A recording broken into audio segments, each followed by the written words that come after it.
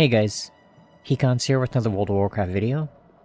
Welcome back to the weekly series where we take a look at a few mailboxes, talk about WoW goal making, and look at any questions you guys had for me from the last video. Had some nice sales and plan to do some restocking tonight, so I thought I'd share the mailboxes on those alts. I also plan to do a prep video for 8.2 sometime this week, so stay tuned for that.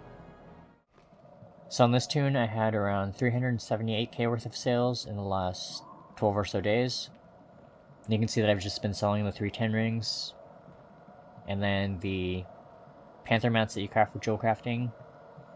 The recipes are for Mist of Pandaria. You do need to do a little bit of a rep grinding to unlock the recipes, but it's definitely worth it on most realms. You can see on my realm I'm getting between like a little over 30k all the way up to 33k for some of the colors. For the generic panthers.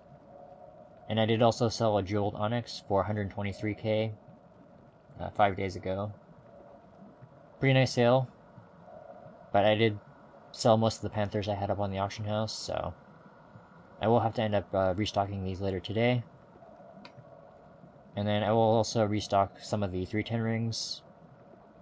You can see they're selling nicely for between 1.4k all the way up to like 4.7k. I did sell the Tidal Amethyst loop of the Fervor Flare for 4.7k 2 days ago, which would have been like Wednesday, Thursday.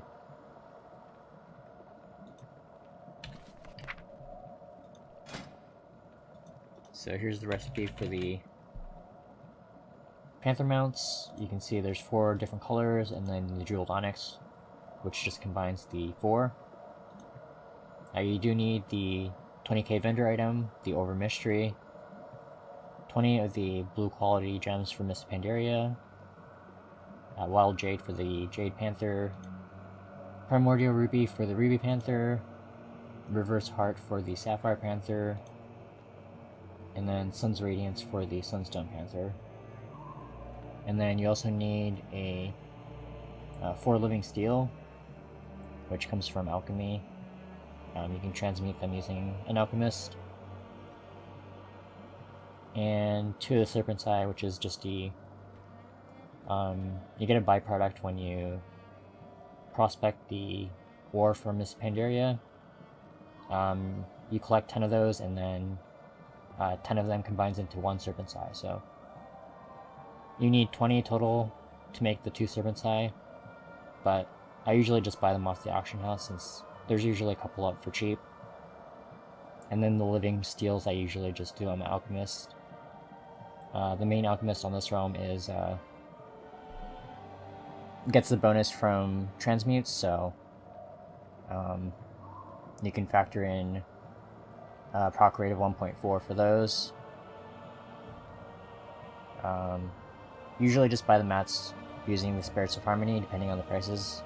But on my realm, I think there's a bot or something that's dumping a bunch for cheap, so I usually just buy those out. Spirit of Harmonies, Mode of Harmonies. Use the Mist of Pandaria Bender for those, and then make these panthers. And they're quite profitable. If I can sell them for like 30k, it's probably like 6 to 7k profit, which isn't too bad. Spend like 22 to 23k to make 6-7k.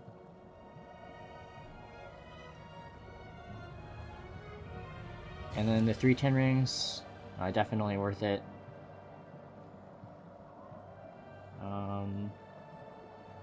Here's one of them. It just takes 1 gem, 10 Storm Silver ore, and then 1 Expulsum. Expulsum you can get for really cheap, just shuffling bracers. Storm Silver ore you can probably pick up on most realms for probably like 10 to 20 gold. And then the blue quality gems you can either buy off the auction house or just prospect monolite ore. And on my realm, those rings are going for like 1.4k all the way up to 4.7, so totally worth it. Crafting cost is probably a couple hundred gold, and I mean, even at 1.4k, I'm probably getting like 1k profit for each one, so definitely worth shuffling and throwing a bunch up on the auction house. So this character has around 111k in sales, just from selling 2 items. The embroidered deep sea bag, which is the 32 slot bag they added in BFA, and the auto hammer, which is one of the recipes that you get from Legion. You can see the bags are going for between like 8.6k, and they're back up to around 10k right now. Pretty worthwhile. This is actually my main. I did switch to a Shadow Priest last year, so I've been playing this character quite a bit, and I did have around 70 of the title cores, so I was able to make around 70 bags and throw those up in the auction house. I've also been picking up the Laystone ores for under 10 gold. If they get any more expensive than that, I usually just buy my own.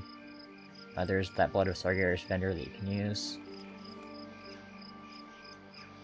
And you can farm the bloods pretty easily now. I'm at level 120. So here's the deep sea bag recipe. You can see at rank 3, it takes 65 of the embroidered deep sea satin, 5 expulsum, and 1 hydrocore. The hydrocore you can make with the title core, which is from the Season 2 dungeons. It's a 1-to-1 conversion, so generally you'll be able to make 1 bag for each dungeon that you do. I believe it has to be Mythic 0 or higher. And then the deep sea satins I've just been buying off the auction house. So since you need 65, if you're paying like 50 gold per deep sea satin, that's around a 3.2k cost basis for the deep sea satins. And then the expulsum's probably on like a high end, maybe like 200 gold. But on most realms you can buy the cloth for what, like 3 gold now, so probably a little less than 200 gold per expulsum. And then whatever you value your time at for the hydrocores. As I said, this is my main, so I've been running a lot of dungeons, and I just happened to have a bunch of hydrocore, or title cores rather, and didn't have any other uses for them, so I just converted them into these deep sea bags.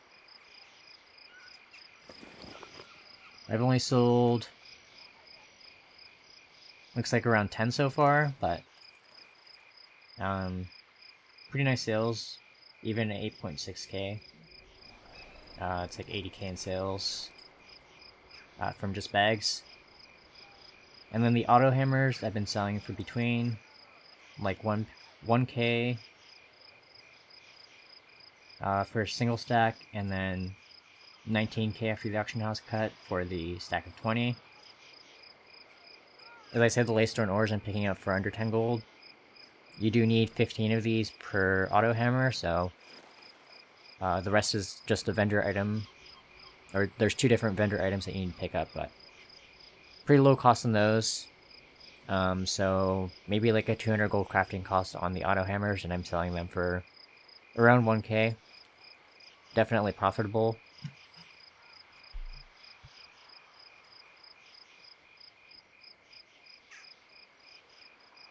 Pretty good markets to be in. Especially if you run a lot of dungeons on your tailor, it's definitely worthwhile to get the rank 2 and rank 3 for the 32 slot bag. The rank 2 I believe is tied to rep, and then rank 3 drops from, don't remember which boss, but it was a boss from last year I believe, and it does drop in LFR, so you can just queue up for LFR once you have rank 2 and get that rank 3 drop. The first question this week comes from Nadim Zafar, who asked, "What's the fastest way to level enchanting/inscription? My Horde Toon has enchanting/tailoring. Originally, he had enchanting and inscription." So I did notice that Scumbag replied to your question, and I would also recommend wow-professions.com for leveling your professions. They do usually show the best and most cost-efficient way to level up professions. If you can't buy the materials outright, for inscription you'll need to pick herbs on Herbalist. I would recommend milling as many herbs as you can, and then turning those into inks. That'll get you from level 1 to level, I think around level 50 for BFA inscription. Maybe even a little bit higher. Craft the wool scrolls. And then eventually when you can, craft the Darkmoon decks, either at rank 2 or rank 3. I usually like doing the Darkmoon decks, Darkmoon cards rather, because I do still craft those decks and throw them up on the auction house. As far as leveling enchanting, it's a little bit more complicated if you're farming your own mats. I recommend doing like a 4x4 farm for BOEs as well as the cloth. And then if you have a tailor, you can take those cloth and shuffle them into bracers, and then disenchant those bracers into enchanting materials, and then use that to level up. You can also do like world quests and mythic zeros for epics, and then disenchant those for the veiled crystals. On most of my realms, the cost has come down on the veiled crystal low enough where I can just buy them on the auction house, but if you don't have the gold to buy them outright, then I would recommend just doing either M0s or world quests and disenchanting what you get. The next question comes from Kiwi Crusader, who asked, what are your professions and do you farm the mats or... So as far as professions on my main alliance realm, I have almost my 8th 120 leveled up, so I have at least one of each profession leveled to cap for BFA. I do have all the farming professions, however I don't really use them, as I just buy off the auction house for my mats. Generally like to pick up herbs and ore when they're cheap, and then just mule them until I need to use them. That way, if prices go up, I don't have to buy at those high prices since I'm sitting on a bunch of stock. And yeah, as far as my other realms, I do have a bunch of other 110s that I haven't leveled up yet. And I've actually been shuffling on my Horde realm as well. I actually have 2 main Horde realms. And I do have tailoring for the bracer shuffle, enchanting, and then the inscription for making the Darkmoon decks. I think I have 4 realms where I have those 4 professions leveled up, so... Really depends on what you want to do, what you want to sell, and what's profitable on your realm, but those are the professions that I like to focus on. The next question comes from 42nd Onion, who asked, how much do you tend to spend on mats altogether if you don't farm them? So as far as what I spend on mats, I've talked about my numbers briefly in past videos, but generally if I spend like 100k on mats, I try and make at least 200k to 300k back. That way I'm doubling to tripling my gold. Really depends on what I'm crafting. Sometimes it's a lot less, sometimes it's a lot more. With like BOE flips, I can get really lucky. Maybe get something for like 5k and end up flipping it for like 200k, so... as far as buying mats and crafting like Darkmoon decks, if I put in 1 gold, I generally like to get back like 2 gold, so... in most of my videos, if I make like 1,000,000 gold, you can assume that I probably spent maybe 400 to 500k to make that 1,000,000 gold. The next question comes from James May, who asked, do you use a specific TSM operation to make pretty stacks sell for more than lesser stacks? So if you're using TSM to list different stack sizes, you'll need to have separate operations for those. For food and feast, I generally like to list in stacks of 1, 5, 10, and 20. So I would have 4 separate operations. Make sure when you're creating the auctioning operation to have the match stack sizes enabled. That way, if you're listing, say, a stack of 5, you're going to be undercutting another stack of 5. And not like a single stack that might be priced less. The next question comes from Le Melisir CX, or CX. Hi Econs, I have 12 questions. 2 years ago you did a transfer realm big flip test, you invested 3 mil for that. When you came back on your server, you usually reached your 3 mil invested. Then you made gold cap with the rest of things you still had to sell. But there is one thing I don't understand. Were you only investing in mats or whatever items you knew would sell for 3 times, 4 times more? Have you tried this flip recently with BFA? Crafts are way cheaper than in Legion, and it seems harder to do this method. So when I did my transfer back in Legion, I was investing in mostly mats, buying up cheap ore and herbs. I did also invest in a lot of mounts, like the ICC stuff. Trying to remember if I did any BOEs, but I'm pretty sure I bought a couple of BOEs as well. The method still works in BFA. Rather than investing in trade goods, I would probably focus more on BOEs and probably like the BOE mounts. I can usually find those really cheap on some realms, and if I can buy up like 4 or 5 of those, I can easily make like the cost of the transfer just by flipping those on a second realm. Really depends on what realm you're on and what realm you're transferring to. I would definitely look at the BOEs though, current BOEs, and then the BFA BOE mounts. Some of the mats might be alright. For example, like Deep Sea Satin. You can buy it really cheap on some realms and then flip for almost double to triple on a lot of the low pops. However, you can get in trouble with doing too many transfers. I do know a few people who have gotten abusive economy bans for doing too many transfers, so definitely be careful if you're trying to do gold making with this method. The next question comes from Nora, who asked, "What's up, Pecans? Do you think it's better to create potions with herbs and sell them on the AH? Or just sell the herbs on the AH?" So I would say throwing the herbs up in the AH is a lot easier. Figuring out which flasks and potions to craft with the herbs that you have can be a lot more involved and a lot more complicated. However, I would still do the math and figure out if there's any flasks and potions that stand out as having like a huge profit margin. You may consider crafting those and throwing those up on the auction house. Otherwise, I would just throw the herbs up in the auction house. If you're sitting on a lot of herbs though, you might do like half and half. Maybe craft some potions and flasks with half the herbs, throw those up, and then whatever you have left, you can throw those up as herbs on the auction house. Especially if you're in a rush to sell,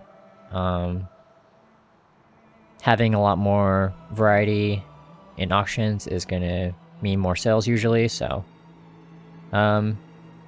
if you have a low quantity of herbs, I would just throw the herbs up on the auction house by themselves. And then if you're sitting on high volume, I would probably do like a 50-50 split. Maybe even more potions and flasks depending on what the profits are like. The last question this week comes from Newt Marius Fagarli, who asked, "What do you think about the way Blizzard makes it harder to get gold in-game? Like Breg's talk in his last video?" So for me, I don't think it's too big of an issue, and deflation is a bit over-exaggerated.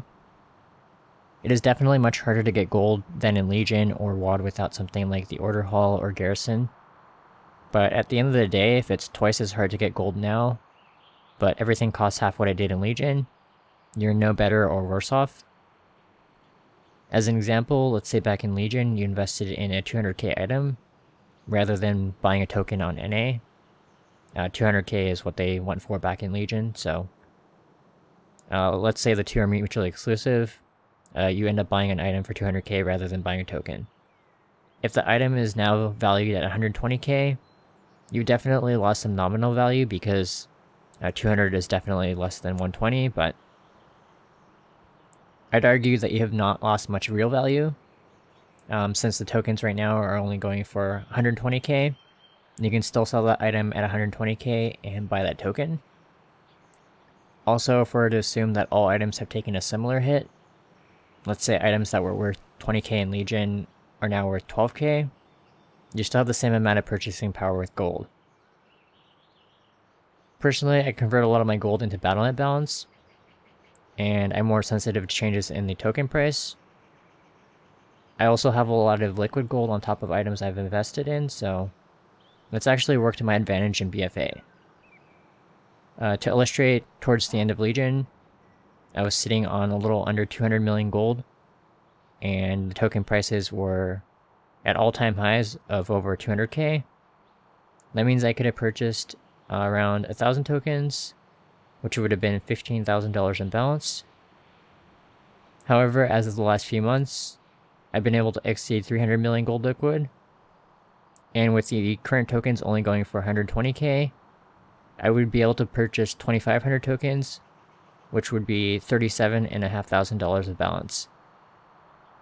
I love to buy Hearthstone packs and Overwatch crates and other goodies, so I'm okay with where the gold and token prices are at. The only issue for me is that it's definitely slowed down my progress of my 1 billion gold challenge, since gold is much harder to acquire all around, but we'll get there eventually. So those were all the questions from last week's video. Thank you to everyone that posted a question in the comments of last week's video. Remember that if you have any questions from this week's video, you can leave them in the comments below, and they may get answered and featured in next week's video. That's going to be it for today's video. Thank you so much for watching, and as always, a huge shout out to my supporters on Patreon. Hope you guys are all having a great weekend, and I'll see you guys all in the next video. Late.